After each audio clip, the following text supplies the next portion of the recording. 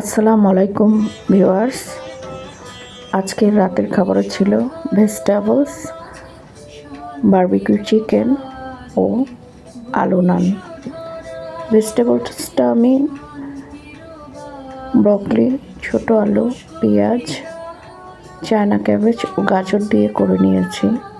তো ভেজিটেবল দিয়ে আমি একটু খেয়ে দেখলাম, বেশ টেস্ট হয়েছে।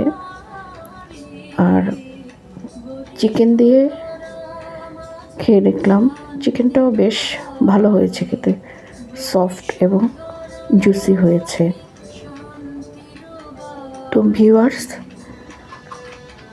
আপনারাও এরকম বাসায় তৈরি করে খেতে পারেন, টেস্ট খুবই ভালো আসে।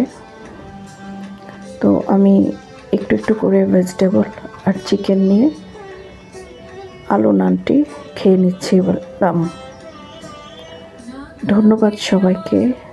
সবাই ভালো থাকবেন, সুস্থ থাকবেন।